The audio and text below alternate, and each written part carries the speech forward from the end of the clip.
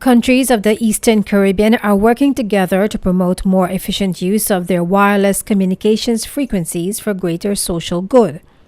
A new agreement has been drafted to minimize cross-border interference between countries of the Organization of the Eastern Caribbean States, the OECS, and the Caribbean French territories of Guadeloupe and Martinique.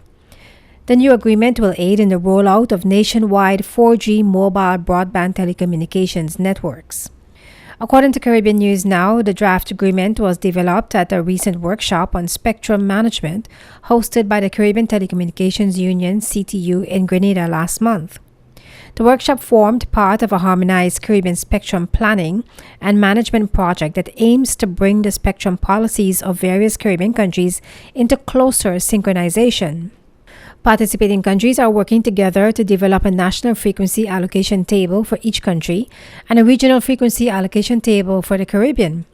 Among other things, the allocation table for the Caribbean will facilitate the adoption of common frequencies and international protocols for disaster management and emergency telecommunications.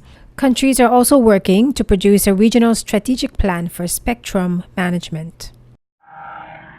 Caribbean governments will be under increased pressure to recognize and accept gay marriage in their respective jurisdictions in light of the recent U.S. Supreme Court ruling that has made same-sex marriage legal in all 50 U.S. states. That's the view of Philippa Davies, advocacy officer with the Jamaica Coalition for Healthy Families, a group that recently led and submitted a petition and declaration to CARICOM leaders ahead of the heads of government meeting last week. The group said it has the support of over 1,200 churches, organizations representing civil society, and the private sector. It is appealing to Caribbean leadership to stand firm against international pressures to abolish certain human principles. According to Caribbean News Now, Davies previously gave examples of this international pressure, which includes, among other things, a threat by an international donor group to withhold funding unless the countries were more sympathetic to same-sex unions or adjust laws that prohibit homosexuality. At last week's CARICOM meeting, UN Secretary General Ban Ki-moon addressed the opening of the meeting and said punitive laws and stigma are contributing to the HIV and AIDS epidemic in the Caribbean. The UN Secretary said homophobia threatens both human rights and public health, and that discrimination on the basis of sexual orientation was not acceptable.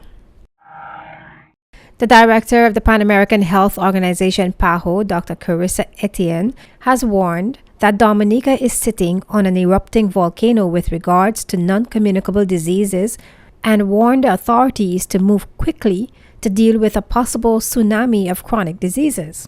Startling statistics in Dominica show that for every 3 persons, 1 has high blood pressure. For every 5 persons in Dominica, 1 has diabetes. For every 4 persons, 1 has high cholesterol. For every 2 people in Dominica, 1 is overweight or obese.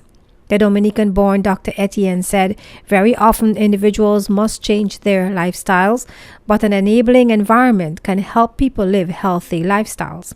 An environment where foods do not contain high salt levels or high sugar levels or high trans fat levels, and promote physical activities in communities and schools.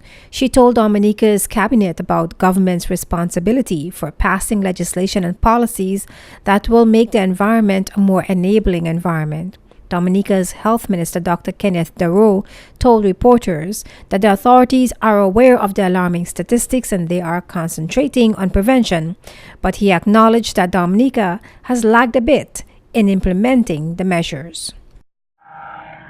Carnival, the world's largest cruise ship company, is expected to add Cuba to its itinerary next year. The cruise ship giant will become the first U.S.-based cruise line to sail to Cuba, following approval by the U.S. Department of Treasury and the U.S. Department of Commerce. The company will begin Cuba cruises in May 2016 on its recently launched Fathom brand, which focuses on social impact travel and therefore falls under one of the approved categories for legal travel to Cuba. And in what is widely viewed as a further sign that Cuba is set to consolidate its position as a major Caribbean tourism player, Italian-owned MSC Cruises will home port in Cuba from this winter. MSC will be the first major cruise line to home port in Cuba, with the 2,120-passenger MSC Opera embarking on week-long cruises from Havana starting December 22nd. Travel Weekly reports that the cruises will include 2 nights and 2.5 days in Havana. MSC said it will have fly cruise passages for passengers in Spain, Italy, France, Germany, Canada, Brazil, and Argentina. Other small and midship cruise lines are already calling at Cuba. And the UNESCO World Heritage Committee has unanimously agreed to designate Jamaica's Blue and John Crow Mountains as a World Heritage Site. According to Caribbean Journal, the designation, which was made on the 39th session of the World Heritage Committee meeting in Germany, is the first for Jamaica and also the first mixed cultural and natural site for the Caribbean. Jamaica's Director of Tourism, Paul Pennycock, said that they are pleased to learn that the Blue and John Crow Mountains is now recognized as a World Heritage Site. He said it will enhance the appeal to visitors from around the world who travel for culture and heritage.